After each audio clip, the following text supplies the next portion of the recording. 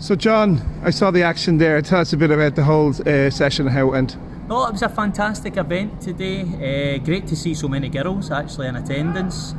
There was a lot of girls that were booking in, but to get 10, 11 girls turn up on the night was fantastic. For them to join in and play with the boys and see the ability in with the boys was brilliant. There's a lot of players, boys and girls, that come from different standards all over the country, so we need to see them in amongst each other to see, right, this player can go here, that player can go there, they're not good enough to go here or there. So no, overall I thought it was a great session.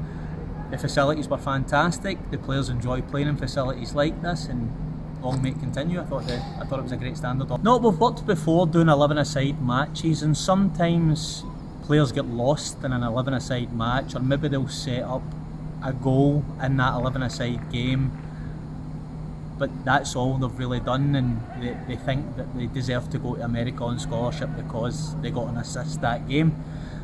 So I actually changed it back to smaller sided games, because I feel in the smaller sided games nobody can really hide. You need to see players on the ball as much as you can see them. Tight positions, what can you do if you're under pressure? What can you do if you've got time on the ball? Quick movements, triangles round about, that's where we're going to see the natural ability of players.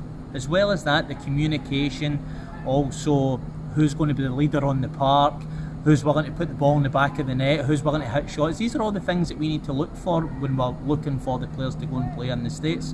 But I think the small-sided games is ideal for things like this, because it lets us see as many players on the ball as much as possible, and it gives us a better idea of what they're like as a player.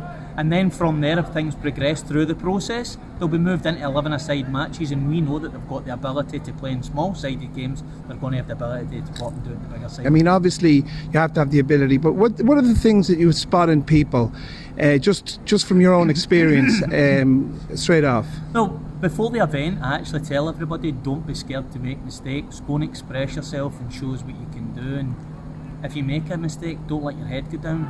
Like, I've been to plenty of trials myself, and you walk into teams and you're the new guy and you make a mistake and you think everybody's looking at you as if you're not good enough to be there. I don't want people to come in to our trials and feel uncomfortable, and if they make a mistake then they're all of a sudden out the door. Like, it's fun, football's a fun game. Come and show us. If you make a mistake, right, it's done. Go and get back on the ball and show us what you can do. I also think it's important when players are coming into a trial environment, like there will be some players here today who play on the same club team as each other, and it's a little bit easier, and you can normally see things like that with the style of play that they're playing with each other, and the passing and the moving they're doing with each other. But the majority of the players that were here today have probably never seen or met each other before.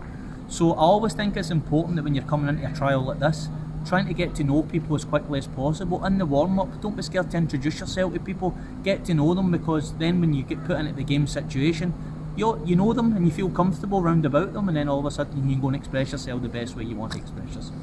Well, John, thanks very much for yourselves and Next Generation Sports, part of this kind of series that we're doing on Striker Online, to help educate the grassroots community into the various options, the many options there are now in terms of pathways for our players. Thanks, and I'll see you at the next interview. Welcome, mate.